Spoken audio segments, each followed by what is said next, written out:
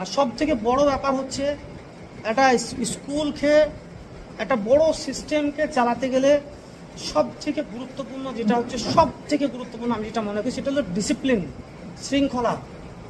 কতটা সুশৃঙ্খলভাবে, কতটা ডিসিপ্লিনভাবে স্কুলটা চলছে, আজকের দিনটা কতটা ডিসিপ্লিনভাবে সুশৃঙ্খলভাবে স্কুলটা রান করলো, আমি স্কুল স্টার্ট করে স্কুলটা শেষ করলাম কতটা ডিসিপ্লিনভাবে, কতটা সুশৃঙ্খলভাবে, সেটা আপনারা দিন শেষে বুঝতে পারবেন। কীভাবে বুঝতে পারবেন? পেয়ার লাইনে দাঁড়ালো, পেয়ার লাইন সঠিক টাইমে শেষ হলো, পেয়ার লাইন সঠিক টাইমে শেষ হওয়ার পর ফার্স্ট পিরিয়ড পেয়ার লাইন শুরু হলো, পেয়ার লাইনটা সঠিক টাইমে শেষ হলো, পেয়ার লাইনটা সঠিক টাইমে শেষ হওয়ার পরে যে ওই সঠিক টাইমে ফার্স্ট ক্লাসটা শুরু হলো। ক্লাসের পরে যে ক্লাসগুলো হচ্ছে ওই ক্লাসগুলোতে খুব বেশি সময় অপচয় হচ্ছে না, সঠিক টাইমে সব কিছু হচ্ছে। তাহলে জানবেন আজকের দিনটা সুশৃঙ্খলভাবে সব কিছু মেনটেন হয়েছে। আমি দেখা গেলাম পেয়ার লাইন করলাম, পেয়ার লাইনের বক্তব্য আমি এত লম্বা করে দিলাম, 5 মিনিট আমার ক্লাসটা আমার নষ্ট হয়ে গেল। তাহলে কি হলো? সুশৃঙ্খল হলো না। আমার সপ্তাহে 2 দিন যদি পেয়ার লাইনের বক্তব্য অনেক বড় করে দেওয়ার কারণে সপ্তাহে 2 দিন যদি আমার প্রতিটা ক্লাস যদি আমার 5 মিনিট করে লস হয়, তাহলে দিন শেষে ফিগার কিন্তু নেগেটিভ আসবে, নেগেটিভ, পজিটিভ আসবে না। আপনার ওই 5 মিনিট বক্তব্য দেওয়ার কারণে দিন শেষে যে সিদ্ধান্তটা আসবে সেটা নেগেটিভ আসবে, আউটপুটটা ভালো আসবে না, আউটপুটটা খারাপ আসবে। সুতরাং এই যে সময়ের যে ব্যাপারগুলো, আমাদের শেষের ক্লাসগুলো হয়তো 35 মিনিট 40 মিনিট হয়, এই 35 মিনিট 40 মিনিট ক্লাসগুলো যেন সম্পূর্ণ মাত্রায়, পূর্ণ মাত্রায় 100% যেন সময়টা ইউটিলাইজ হয়, সেটা আপনাদেরকে নজর করতে হবে। একটা ক্লাস হওয়ার পর হয়তো রুম থেকে আসলাম, ধীরে সুস্থে হাঁটতে ফাঁটতে এসে রুমে বসলাম, বসে গল্প টল্প করে করে আবার রুমে পৌঁছাতে হয়তো 10 মিনিট দেরি হয়ে গেল। তাহলে 10 মিনিট যাওয়ার পর রুমে বসতে আরও 3-4 মিনিট, খাতা বের করতে, রুমটাকে একটা সেটিংয়ে নিয়ে আসতে আরও 2 মিনিট হতে হতে দেখা গেল আমার একটা ক্লাস থেকে আর একটা ক্লাস যেতে যেতে মোটামুটি 13-14 মিনিট 15 মিনিট নাই। তাহলে 14 মিনিট 13 মিনিট যদি নাই হয়ে যায়, তাহলে একটা 35 মিনিটের ক্লাসে যদি 13-14 মিনিট 15 মিনিট যদি নাই হয়ে যায়, তাহলে আপনি ওখানে হচ্ছে কী পড়াবেন? এটা কোনো একটা জিনিস যদি আপনি কোনো একটা ছেলের মাথায় যদি ইনপুট করতে চান, গেঁদে গেঁদে যদি ঠেসে যদি ভরতে চান, তাহলে আপনার কত পর্যাপ্ত টাইম লাগবে। পর্যাপ্ত টাইম যদি আপনি না পান, তাহলে আপনি তো সেখানে যে আপনি নলেজটাকে কীভাবে ভরবেন? তাদেরকে বাচ্চা ছেলে সব, তাদের এখন ছোটো ছোটো ব্রেন, তাদের সেই ছোটো ছোটো ব্রেনে যদি আপনি সুন্দরভাবে জিনিসগুলোকে সাজিয়ে গুছিয়ে যদি ভরতে চান, তাহলে আপনাকে কিন্তু সঠিক টাইমে সঠিকভাবে টাইমকে অপচয় করা যাবে না। টাইমের পূর্ণ মাত্রায় ব্যবহার করতে হবে, সঠিক টাইমে সঠিকভাবে ক্লাসগুলোকে যেতে হবে, ক্লাসগুলোকে মেনটেন করতে হবে। আর একটা বিষয়, আমাদের যে মক টেস্টগুলো হচ্ছে, এই মক টেস্টগুলো মাসে একবার করে হচ্ছে। তো মাসে একবার করে মক টেস্টগুলো হচ্ছে। তাহলে এই মক টেস্টগুলো আমাদের উদ্দেশ্য হলো ছাত্রদেরকে যে কোনোভাবে লিখানো। মক টেস্টগুলো নিচ্ছি, মক টেস্টগুলো যদি তারা যদি পাশের কোনো ছেলের কাছ থেকে যদি দেখে দেখেও যদি লিখে, তাতেও কিন্তু আমাদের উদ্দেশ্য ফুলফিল হচ্ছে। তবুও আপনারা চেষ্টা করবেন না দেখে লেখার, তাতে আউটপুটটা ভালো পাওয়া যাবে। তাতে যদি কেউ দেখে দেখে লিখে, ঠিক আছে, সে লিখুক, তার কনফিডেন্স বিল্ড হবে, পরীক্ষা দিচ্ছে কনফিডেন্স বিল্ড হবে। তো আর এই যে মক টেস্টের যে খাতাগুলো, এই খাতাগুলো কিন্তু ক্লাসরুমের ভেতরে যদি আপনারা দেখেন, তাহলে কিন্তু সেই ক্লাসরুমটা ভায়োলেট হচ্ছে। অ্যাক্টিভ থাকতে হয়, কি অ্যাক্টিভ থাকতে, হ্যাঁ অ্যাক্টিভ হলেও কতটা অ্যাক্টিভ থাকতে হয়? একদম কি ফার্স্ট টার্ম সেকেন্ড টার্মের মতো অ্যাক্টিভ?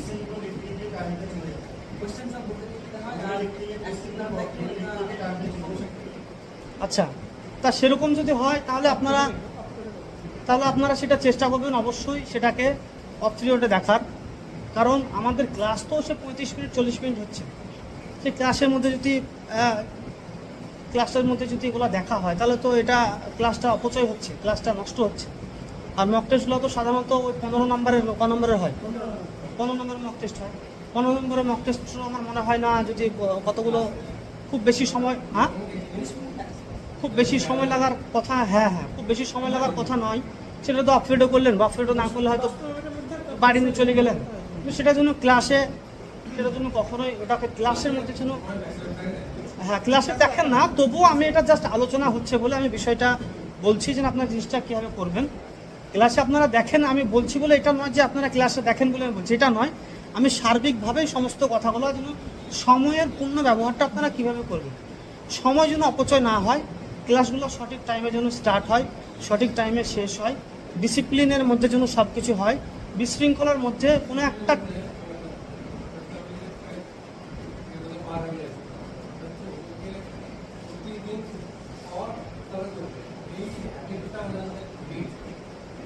সে তো জানি, সে তো হ্যাঁ সে তো জানি, মানে ছেলেদের মধ্যে তো সেই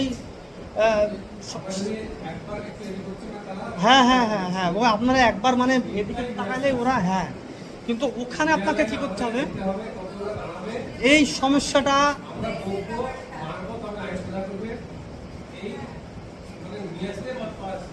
হ্যাঁ আমি বলি এই সমস্যাটা আপনি সলভ করতে পারবেন। এই সমস্যাটা সলভ মানে করা হবে, আপনাকে স্ট্রং পার্সোনালিটি তার মধ্যে ফুটিয়ে তুলতে হবে। তার মধ্যে একটা মানে রেসপেক্ট থাকবে, ভালোবাসা থাকবে, প্লাস ভয় থাকবে, ভয়টা না থাকলে কিন্তু আপনি কোনো কিছু করাইতে পারবেন না। আমি বলছি, আমি যদি কোনো ক্লাসে, আমি আপনাকে সবার সামনেই বলছি, আমি যদি কোনো ক্লাসে যদি বসি, আমি আপনাকে চ্যালেঞ্জ করে বলতে পারি কোনো ছেলের ক্ষমতা নাই জানালার বাইরে তাকাবে।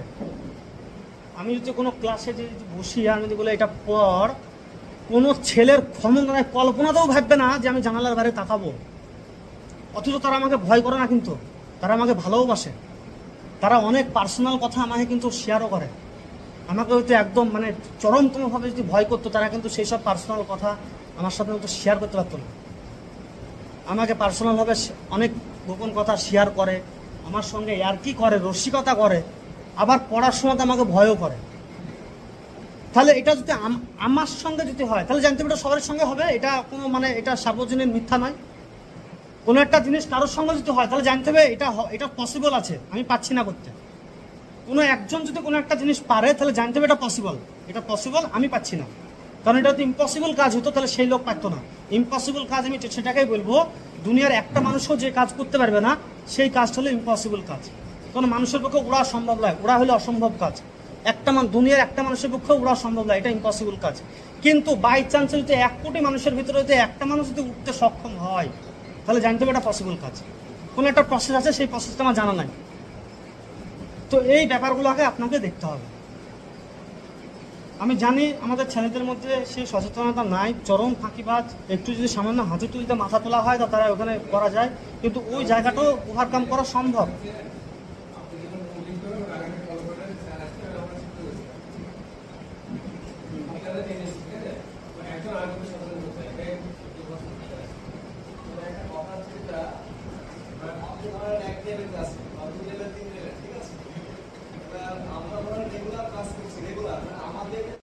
এই জিনিসটা আপনারা অনেকেই হয়তো সেটা রুম কন্ট্রোল করতে পারেন না। রুম কন্ট্রোল না করতে পারার পিছনেও কারণ আছে। একটা স্ট্রং ব্যক্তিত্ব আপনাদের মধ্যে ফুটিয়ে তুলতে হবে ছাত্রদের সামনে। একটা স্ট্রং ব্যক্তিত্ব যদি আপনি ছাত্রদের সামনে ফুটিয়ে তুলতে ব্যর্থ হন, তাহলে কিন্তু সেই ছাত্র আপনার কথা শুনবে না, কোনো দিনও শুনবে না। সুতরাং একটা স্ট্রং ব্যক্তিত্ব আপনাদেরকে ছাত্রদের সামনে ফুটিয়ে তুলতে হবে। কখনো ছাত্রদেরকে ভালোবেসে কাছে টানতে হবে, কখনো শাসন করে কাছে টানতে হবে, কখনো হালকা পানিশমেন্ট করে কাছে টানতে হবে। পরিস্থিতি ভেদে আপনাদেরকে এই সিদ্ধান্তটা নিতে হবে। আপনাদের আচরণের মধ্যে একটা ফ্লেক্সিবিলিটি থাকবে। আমি হয়তো স্ট্রং ব্যক্তিত্ব বললাম, এত স্ট্রং হয়ে গেলেন ছাত্ররা ভয়ে একবারে যৌথ হয়ে যাচ্ছে, মানে আর কিছু বলতেই পারছে না ছাত্রদের, মানে কোনো পড়া হয়তো বুঝতে পারছে না, স্যারকে হয়তো ভয়ে বলতেই পারছে না, এত স্ট্রং ব্যক্তিত্ব হয়ে গেল। আবার হয়তো একটু নমনীয় হতে বললাম, এত নমনীয় হলো যে আপনার কথা কোনো ভ্যালুই দিচ্ছে না। তাহলে এখানে একটা সামঞ্জস্য থাকবে। স্ট্রং ব্যক্তিত্ব মানে একবারে লোহার মতো স্ট্রং ব্যক্তিত্ব না, একটা ফ্লেক্সিবিলিটি থাকবে। আপনাদের আচরণের মধ্যে, আপনাদের ব্যক্তিত্বের মধ্যে একটা ফ্লেক্সিবিলিটি থাকবে। যখন শাসনের প্রয়োজন হবে তখন শাসন করতে হবে, যখন ভালোবাসার প্রয়োজন হবে তখন ভালোবাসতে হবে। এইভাবে ছাত্রদের মধ্যে একটা পরিবেশ বান্ধব, একটা বন্ধুত্বপূর্ণ সম্পর্ক আপনাদেরকে তৈরি করতে হবে, এবং তার মধ্যে সামঞ্জস্য থাকবে। খুব বেশি বন্ধুত্ব হলেও আবার সমস্যা, খুব বেশি স্ট্রং হয়ে গেলেও সমস্যা। আর এই যে স্কুলটা চলছে, স্কুলে পড়াশোনা কেমন হচ্ছে সেই বিষয়গুলো কিন্তু আমাদের কোচিং ক্লাস হচ্ছে, সেই কোচিংয়ে কিন্তু বিষয়গুলোকে জানাতে হবে। স্কুলে পড়া সব ছেলেরা, আমাদের তো সব মিডিয়াম রেঞ্জের ছাত্র আবাসিক দিবাবাসিকের ক্ষেত্রে, তাহলে তো কোচিংয়ের ব্যাপারগুলো তো কখনো গ্রুপে আমরা দেখতে পাই না যে এই ঘরে কোচিংটা কেমন হচ্ছে না হচ্ছে, কোচিংয়ে পড়াশোনা কেমন হচ্ছে, প্রতিদিন তো এমন নয় যে সব কোচিংয়ে তো সবসময় পূর্ণ এফোর্ট দিয়ে হয়তো কোচিংয়ে কোনো দিন হয়তো কোনো খামতিও থাকতে পারে কোচিংয়ের মধ্যে। এবার আপনারা যদি সেই বিষয়টা যদি আমাদেরকে গ্রুপে হোক বা মঞ্জু স্যারকে হোক বা গ্রুপেই করবেন, গ্রুপে করলে সেটা আমার নজরেও আসবে, গ্রুপেই বলবেন। মঞ্জু স্যারকে বললে বলতে পারেন, কিন্তু সেই আপডেটটা গ্রুপেও দেবেন। তাহলেও তো আমি বুঝতে পারবো যে কোচিংয়ে কোনো খামতি আছে কি না, স্কুল থেকে কোনো যদি রেসপন্স না পাই সেটা সেটা একটু সেটাকে মনসুর স্যারকে জানানোর পাশাপাশি সেটা অন্ততপক্ষে একটু গ্রুপেও আপডেটটা করতে হবে।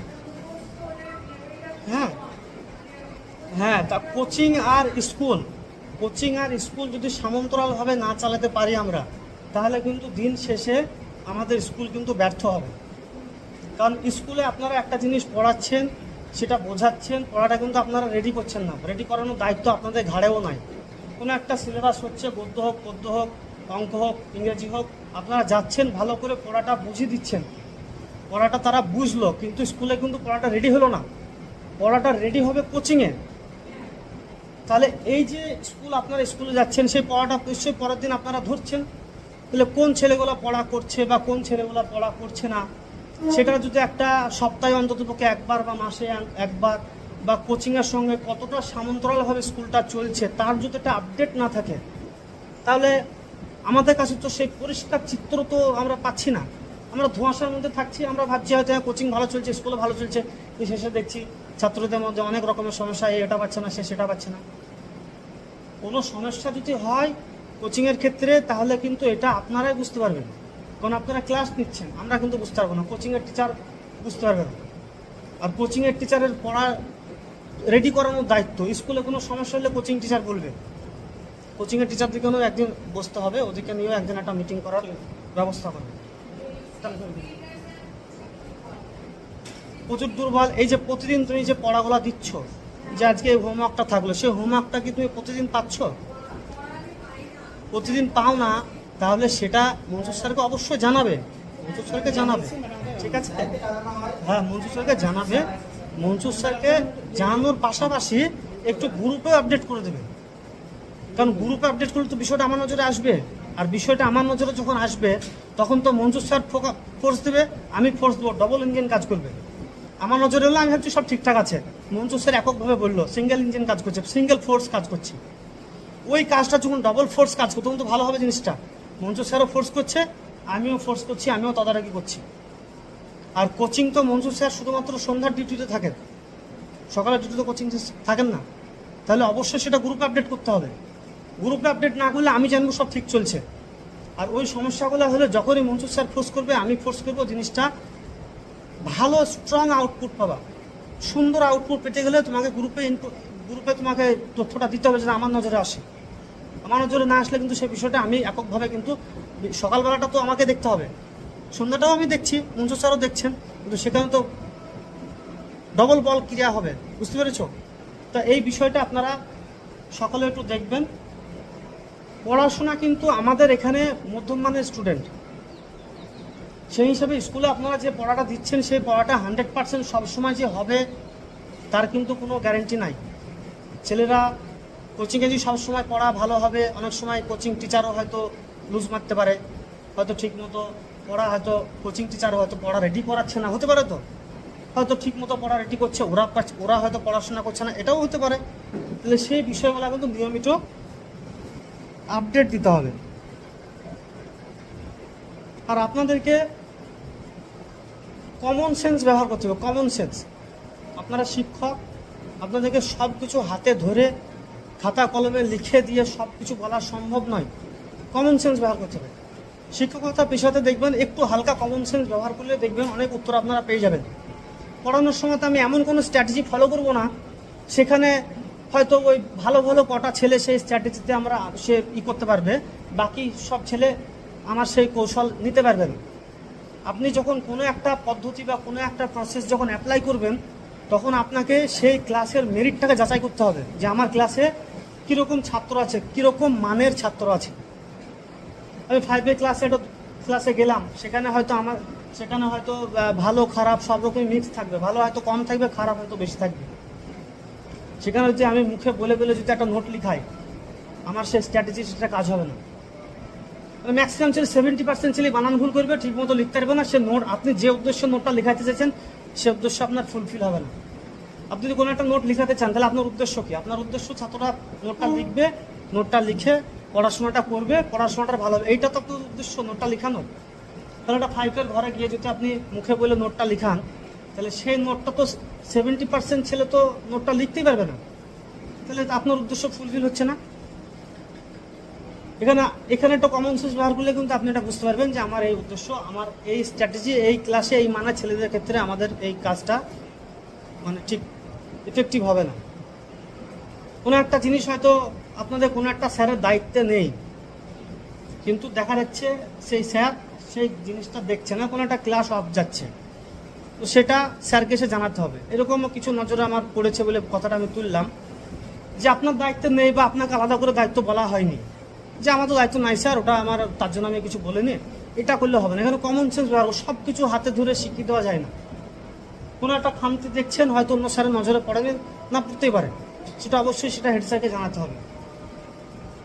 আর একটা বিষয়, এখানেও কমন সেন্স ব্যবহার করার কথা আমি বলছি। শাসন করার যে বিষয়টা, আপনাদেরকে শাসন করতে বললে আপনারা এমন শাসন করেন বাড়ি থেকে অভিযোগ চলে আসে, গায়ে দাগ চলে আসে। আমি তো বুঝতে পারছি পরিস্থিতি কোন জায়গায় আছে। আপনাদের যখন একটু লাঠি ব্যবহার করার যদি অনুমতি দেওয়া হয়, আপনারা এমনভাবে লাঠি ব্যবহার করেন, ছাত্ররা সেখানে গার্জেনের অবজেকশন চলে এসে গার্জেন চরম ক্ষুব্ধ হয়ে যায়। আবার যখন আপনাদেরকে বলা হয় যে লাঠি ব্যবহার করা হবে না, আপনারা ফিজিক্যালি কোনো রকমের পানিশমেন্ট না করে আপনি এমন কোনো পানিশমেন্ট করবেন, কান্ধে গাড়িতে নিলাম করে দিলেন, তখন দেখা যাচ্ছে আপনারা 200 বার কান্ধ উঠবোস করে দিচ্ছেন, বা 150 বার হয়তো কান্ধ উঠবোস করে নিলাম করে 2-3 ঘন্টা রাস্তায় রোদে দাঁড় করে দিচ্ছেন। একটা ভারসাম্য থাকবে। এখানে কমন সেন্স ব্যবহার করলেই হবে যে আমি কতটুকু পানিশমেন্ট একটা ছাত্রর জন্য আমি করতে পারি, সেই ছাত্রের হেলথটা কেমন, তার শরীরটা কেমন, সে কতটুকু সহ্য করতে পারবে, তার পরিবার ব্যাকগ্রাউন্ড কেমন, তার পরিবার কতটা মানে শিক্ষিত, আমি যে শাসনটা করছি এই শাসনটা করার ফলে তার পরিবার থেকে কি ধরনের রিয়াকশন আসবে, এইগুলোকে বিচার করতে হবে। পাবলিক স্কুল অনেক রকম বিধিনিষেধের মধ্যে আমাদেরকে যেতে হয়, আপনারা সেটা বুঝতে পারেন না। এখানে বসে আপনারা সেই ঝড়টা প্রাথমিকভাবে আপনাদের কাছে আসে না। পাবলিক স্কুল এই যে যত ঝড় প্রাথমিক প্রথম স্টেজে ধরেন হয় ফোন আমার কাছে আসে, নাহলে সেক্রেটারির কাছে আসে। এমন অনেক ঘটনাও আছে যে এই গত বছরে একটা ঘটনা, তাকে স্কুল থেকে বের করে দেওয়া হয়েছে, থানাতে পর্যন্ত চলে যাচ্ছিলো। এই বিষয়টা আমি আপনাদের সামনে গত মিটিংয়েও আমি তুলেছিলাম। সে বলেছিল আপনি আমার ছেলেকে মেরেছেন, থানাতে পর্যন্ত সে গিয়েছিল। সে স্যারকে এসে এমনভাবে সে মানে গালিগালাজ করলো, সে স্যার সে গার্জেনের সামনে কাঁদতে পর্যন্ত লাগলো। আমার সামনে ঘটনাটা ঘটেছে। তাহলে সে কিন্তু এমন কিছু মারেনি, আমি তার মাঠ দেখেছিলাম, হয়তো ফর্সা ছেলে একটু পায়ে দাগ লেগেছিল, ওই মাঠটুক হয়ে গেছে চরম বড় অপরাধ, সে থানায় কেস করতে এসেছিল স্কুলের নামে। এমনকি এমন হুমকিও দিচ্ছে যে আপনার স্কুল আমি তুলে দেবো, পুরা ডিএমকেও ই করে আপনার স্কুল তুলে দেবো। তাহলে পরিস্থিতিটা আপনারা বুঝতে পারছেন তো, কোন জায়গায় আমরা মিশনটা কীভাবে চালাচ্ছি। নাহলে এই যে মারের জন্য বা এই পানিশমেন্টের জন্য এত কড়াকড়ি বা এত করার পিছনে আমাদের কোনো নেই। আসলে আমাদের হাত পা বাঁধা। আপনাদেরকে বুঝতে হবে যে পানিশমেন্টটা আমরা যেটা বলছি সেটা সব কিছু হাতে কলমে লিখে পড়ে দেওয়া যায় না। স্কেল ধরতে বারণ করছি, কান ধরে উঠবো, আপনি ম্যাক্সিমাম 20 বা 30 বার করাতে পারেন, 100-150 বার করানো যাবে না, বা নীল ডাউন 1 ঘন্টা 1.5 ঘন্টা করানো যাবে না। এটা ভালো করে একটু বোঝার চেষ্টা করবেন। ঠিক আছে, আমি কিছু বলি। আজকের মিটিংয়ে আমাদের স্কুলটা তৈরি হয়েছিল প্রায় 2013-14 সালে। সে তখন থেকে আজ পর্যন্ত আমার মোটামুটি প্রায় 10 বছরের অভিজ্ঞতা স্কুলের টিচিংয়ের ব্যাপারে। তা এই 10 বছরের অভিজ্ঞতার বেসিসে আমি যদি বলি যে একটা টিচারের টিচিংয়ের ক্ষেত্রে, শিক্ষকতা শিক্ষা দানের ক্ষেত্রে সব থেকে গুরুত্বপূর্ণ কোনো বিষয় যদি থেকে থাকে তাহলে সেটা হবে ছাত্রকে নিজের বশত্ব স্বীকার করা। একটা টিচার যদি একটা ছাত্রকে নিজের বশত্ব স্বীকার করতে না পারে, তাহলে কিন্তু সেই টিচারের দ্বারা সেই ছাত্রটাকে একটা সিঙ্গেল ওয়ার্ড শেখানো সম্ভব নয়।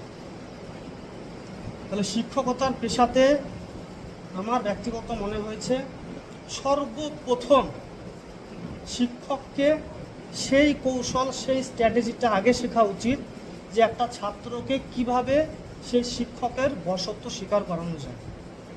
ছোট্ট একটা উদাহরণ দিয়ে আমি যদি বলি, যদি জঙ্গল থেকে একটা হাতি নিয়ে আসেন আর সেই হাতিকে দিয়ে যদি আপনি কোনো সার্কাসের খেলা দেখাতে চান, তাহলে সর্বপ্রথম কি করতে হবে? সর্বপ্রথম সেই হাতিটাকে নিজের বশত্ব বা নিজের কন্ট্রোলের মধ্যে আনতে হবে। নিজের বশত্বর মধ্যে যখন সেই হাতিটা চলে আসবে, তখন সেই হাতিটাকে দিয়ে আপনি যা ইচ্ছা তাই করাতে পারবেন। জঙ্গল থেকে একটা হাতি তুলে নিয়ে এসে তাকে যদি বলে খেলা দেখাও, সে কিন্তু খেলা দেখাবে না, সে ধ্বংসলীলায় মেতে যাবে। একটা ঘোড়ার ওপরে যদি আপনি সাবারি করতে চান, সেই ঘোড়াটাকে কন্ট্রোল করতে হবে, নিজের বশত্বর মধ্যে নিজের মধ্যে বশ মানাতে হবে, নিজের বশত্ব স্বীকার করাতে হবে। তাহলে একটা টিচারকে সর্বপ্রথমে যেটা নজর করতে হবে সেটা হচ্ছে ছাত্রদেরকে নিজের কন্ট্রোলের মধ্যে, নিজের বশত্বর মধ্যে নিয়ে আসতে হবে। এটা যদি না করা সম্ভব হয় একটা টিচারের পক্ষে, তা সেই টিচার যতই জ্ঞানী হোক, জ্ঞানের পাহাড় যদি তার মাথার উপর থাকে, সেই টিচারকে দিয়ে একটা ছাত্রকে একটা অক্ষর শেখানো সম্ভব না।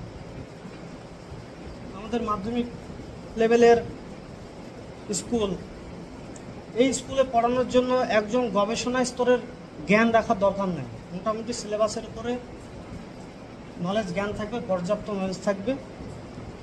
পর্যাপ্ত নলেজ যদি থাকে, অল্প স্বল্প জ্ঞান নিয়েও অনেক কিছু শেখানো যাবে যদি সেই টিচার যদি রুমের এনভায়রনমেন্টটা কন্ট্রোল করতে পারে, ছাত্রদেরকে নিজের বশত্ব স্বীকার করাতে পারে, ছাত্রদেরকে যে কথাটা বলে সেই কথাটা যদি ছাত্ররা মনোযোগ সহকারে শোনে, তাহলে কিন্তু যে টিচার অল্প স্বল্প জ্ঞান নিয়ে যদি পড়াতে যায়, সে কিন্তু অনেক কিছু শেখাতে পারবে।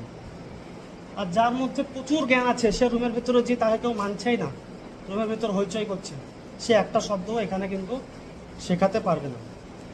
সুতরাং এই ব্যাপারটা আপনারা খুবই স্ট্রিক্টলি দেখবেন। আমি যখন রুম ভিজিট করি, এই সমস্যাটা কিন্তু ম্যাক্সিমাম টিচারদের রুমে আমি কিন্তু এটা ফলো করি। ছাত্ররা সব কথা বলে, ছাত্ররা সব বেঞ্চিতে শুয়ে পড়ে, এরকম আধা হেরান দিয়ে শুয়ে পড়ে। তো একটা টিচার হয়ে এটা আপনারা কিভাবে অ্যালাউ করেন? আমি যখন রুমে ভিজিট করি, প্রত্যেকটা রুমে, একটা সিঙ্গেল রুম আমি বাদ করা যাবে না, প্রত্যেকটা রুমে আমি কাউকে না কাউকে দেখি সে ঢ্যাঁস হয়ে, মানে এইভাবে ব্যাগের উপরে মাথা দিয়ে সে ক্লাস করছে, অথচ টিচার সেটা নজরের বাইরে, সেটা টিচার সেটা লক্ষ্য করছে না। এটা তো এভাবে করলে কিন্তু পড়াশোনা বা নলেজ যতই ভালো থাকুক টিচারের মধ্যে, সে কিন্তু সেই রুমের মধ্যে কিন্তু খুব বেশি ইনপুট করা সম্ভব হবে না। তো এই জিনিসটা আপনারা দেখবেন, রুমের মধ্যে ছেলেরা যেন শীত দ্বারা সোজা করে বসে। শীত দ্বারা বেঁকিয়ে গেলে ব্যাগের উপরে হেলান দিয়ে বসলেই তার কিন্তু ঘুম চলে আসবে, সে অমনোযোগী হয়ে যাবে। আপনি হয়তো অনেক জ্ঞানের কথা বলবেন, আপনি হয়তো অনেক ভালো সিলেবাসের কথা বলবেন, পড়া বোঝাবেন, সেই সব পড়া কিন্তু তার মাথার উপর দিয়ে যাবে। রুমের মধ্যে এনভায়রনমেন্টটা যদি আপনারা ক্যাপচার করতে না পারেন, তাহলে আপনাদের নলেজ কিন্তু ওই মাটির ঢিপের মতো হয়ে যাবে, সেই নলেজ কিন্তু বাস্তব প্রয়োগে কোনো ফলদায়ক হবে না। আমি আরেকটা জিনিসও দেখতে পাই যে ছেলেরা রুমের মধ্যে হাসাহাসি করে, গল্প করে, দুষ্টুমি করে, কিন্তু স্যাররা সেগুলো দেখার পরেও কিছু বলেন না। তো এটা তো কমন সেন্স। এটা প্রথমে যদি আপনি বিষয়টাকে যদি কন্ট্রোল করতে না পারেন, আর এই টপিকটা গত 10 বছর ধরে যতবার টিচার মিটিং হয়, ততবারই এই টপিকটা বলা হয় যে রুম কন্ট্রোল, ছাত্রদেরকে সঠিক টাইমে পানিশমেন্ট করা, কোনো ডিস্টার্ব করলে প্রথমেই হস্তক্ষেপ করা। যতবার মিটিং হয় ততবার এটা বলা হয়, কিন্তু এই জিনিসটা কিন্তু এখনো পর্যন্ত সেরকমভাবে কোনো সংশোধন নজরে পড়েনি।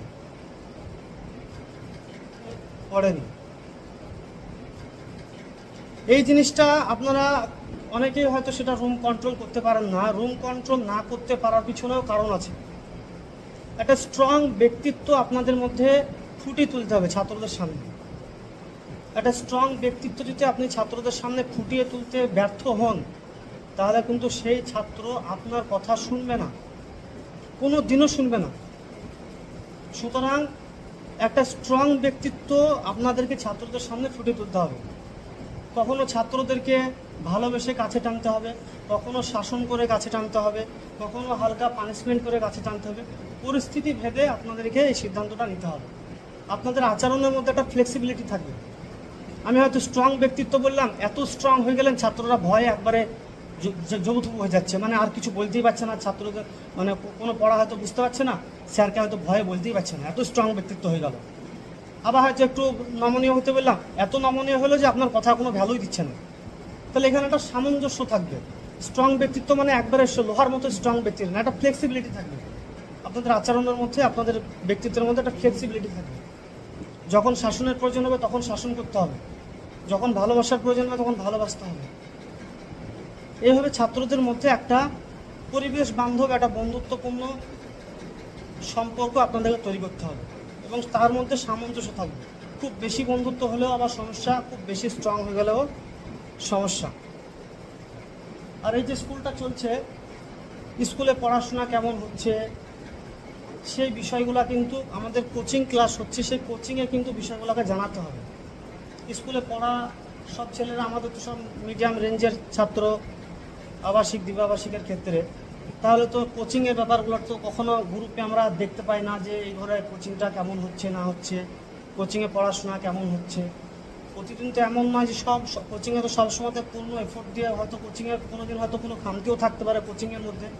এবার আপনারা যদি সেই বিষয়টা যদি আমাদেরকে গ্রুপে হোক বা মঞ্জুর স্যারকে হোক, বা গ্রুপেই করবেন, গ্রুপে করলে সেটা আমার নজরেও আসবে, গ্রুপেই বলবেন। মঞ্জুর স্যারকে বললে বলতে পারেন, কিন্তু সেই আপডেটটা গ্রুপেও দেবেন, তাহলেও তো আমি বুঝতে পারবো যে কোচিংয়ে কোনো খামতি আছে কি না। স্কুল থেকে কোনো যদি রেসপন্স না পাই, সেটা একটু সেটাকে মনসুর স্যারকে জানানোর পাশাপাশি সেটা অন্ততপক্ষে একটু গ্রুপেও আপডেটটা করতে হবে। হ্যাঁ হ্যাঁ, তা কোচিং আর স্কুল যদি সমান্তরালভাবে না চালাতে পারি আমরা, তাহলে কিন্তু দিন শেষে আমাদের স্কুল কিন্তু ব্যর্থ হবে। কারণ স্কুলে আপনারা একটা জিনিস পড়াচ্ছেন, সেটা বোঝাচ্ছেন, পড়াটা কিন্তু আপনারা রেডি করছেন না, রেডি করানোর দায়িত্ব আপনাদের ঘাড়েও নাই। কোনো একটা সিলেবাস হচ্ছে, গদ্য হোক, পদ্য হোক, অঙ্ক হোক, ইংরেজি হোক, আপনারা যাচ্ছেন, ভালো করে পড়াটা বুঝিয়ে দিচ্ছেন, পড়াটা তারা বুঝলো, কিন্তু স্কুলে কিন্তু পড়াটা রেডি হলো না, পড়াটা রেডি হবে কোচিংয়ে। তাহলে এই যে আপনারা স্কুলে যাচ্ছেন, সেই পড়াটা নিশ্চয়ই পরের দিন আপনারা ধরছেন, তাহলে কোন ছেলেগুলো পড়া করছে বা কোন ছেলেগুলো পড়া করছে না, সেটা যদি একটা সপ্তাহে অন্ততপক্ষে একবার বা মাসে একবার, বা কোচিংয়ের সঙ্গে কতটা সমান্তরালভাবে স্কুলটা চলছে তার যদি একটা আপডেট না থাকে, তাহলে আমাদের কাছে তো সেই পরিষ্কার চিত্র তো আমরা পাচ্ছি না। আমরা ধোঁয়াশার মধ্যে থাকছি, আমরা ভাবছি হয়তো কোচিং ভালো চলছে, স্কুলে ভালো চলছে, শেষে দেখছি ছাত্রদের মধ্যে অনেক রকমের সমস্যা, এটা পাচ্ছে না, সেটা পাচ্ছে না। কোনো সমস্যা যদি হয় কোচিংয়ের ক্ষেত্রে, তাহলে কিন্তু এটা আপনারাই বুঝতে পারবেন, কারণ আপনারা ক্লাস নিচ্ছেন, আমরা কিন্তু বুঝতে পারবো না, কোচিংয়ের টিচার বুঝতে পারবে না। আর কোচিংয়ের টিচারের পড়া রেডি করানোর দায়িত্ব, স্কুলে কোনো সমস্যা হলে কোচিং টিচার বলবে, কোচিংয়ের টিচারদেরকেও একদিন বসতে হবে, ওদেরকে নিয়েও একদিন একটা মিটিং করার ব্যবস্থা করবে। প্রচুর দুর্বল। এই যে প্রতিদিন তুমি যে পড়াগুলো দিচ্ছ, যে আজকে এই হোমওয়ার্কটা থাকলো, সেই হোমওয়ার্কটা কি তুমি প্রতিদিন পাচ্ছ? প্রতিদিন পাও না, তাহলে সেটা মনসুর স্যারকে অবশ্যই জানাবে, মনসুর স্যারকে জানাবে, ঠিক আছে?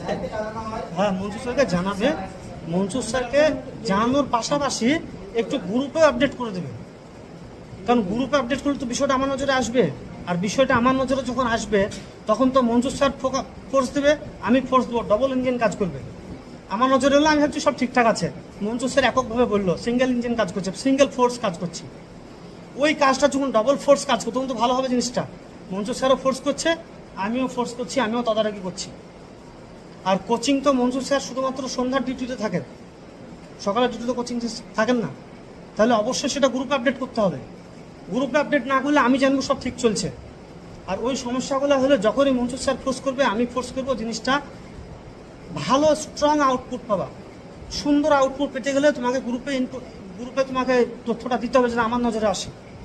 আমার নজরে না আসলে কিন্তু সেই বিষয়টা আমি এককভাবে, কিন্তু সকালবেলাটা তো আমাকে দেখতে হবে, সন্ধ্যাটাও আমি দেখছি, মনসুর স্যারও দেখছেন, কিন্তু সেখানে তো ডবল বল ক্রিয়া হবে, বুঝতে পেরেছ? তা এই বিষয়টা আপনারা সকলে একটু দেখবেন।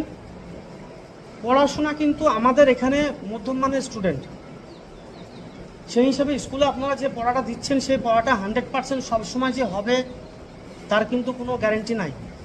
ছেলেরা কোচিংয়ে যদি সবসময় পড়া ভালো হবে, অনেক সময় কোচিং টিচারও হয়তো লুজ মারতে পারে, হয়তো ঠিক মতো পড়া, হয়তো কোচিং টিচার হয়তো পড়া রেডি করাচ্ছে না, হতে পারে তো, হয়তো ঠিক মতো পড়া রেডি করছে, ওরা হয়তো পড়াশোনা করছে না, এটাও হতে পারে। তাহলে সেই বিষয়গুলো কিন্তু নিয়মিত আপডেট দিতে হবে। আর আপনাদেরকে কমন সেন্স ব্যবহার করতে হবে, কমন সেন্স। আপনারা শিক্ষক, আপনাদেরকে সব কিছু হাতে ধরে খাতা কলমে লিখে দিয়ে সব কিছু বলা সম্ভব নয়, কমন সেন্স ব্যবহার করতে হবে। শিক্ষকতা পেশাতে দেখবেন একটু হালকা কমন সেন্স ব্যবহার করলে দেখবেন অনেক উত্তর আপনারা পেয়ে যাবেন। পড়ানোর সময় তো আমি এমন কোনো স্ট্র্যাটেজি ফলো করব না, সেখানে হয়তো ওই ভালো ভালো কটা ছেলে সেই স্ট্র্যাটেজিতে সে করতে পারবে, বাকি সব ছেলে আমার সেই কৌশল নিতে পারবে না।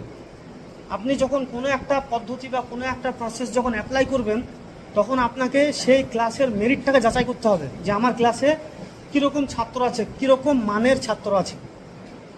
আমি 5 ক্লাসে গেলাম, সেখানে হয়তো ভালো খারাপ সব রকমই মিক্স থাকবে, ভালো হয়তো কম থাকবে, খারাপ হয়তো বেশি থাকবে। সেখানে যদি আমি মুখে বলে যদি একটা নোট লিখাই, আমার সেই স্ট্র্যাটেজি সেটা কাজ হবে না। ম্যাক্সিমাম ছেলে 70% ছেলে বানান ভুল করবে, ঠিক মতো লিখতে পারবে না। সে নোট, আপনি যে উদ্দেশ্যে নোটটা লেখাতে চাইছেন সে উদ্দেশ্য আপনার ফুলফিল হবে না। আপনি যদি কোনো একটা নোট লিখাতে চান, তাহলে আপনার উদ্দেশ্য কি? আপনার উদ্দেশ্য ছাত্ররা নোটটা লিখবে,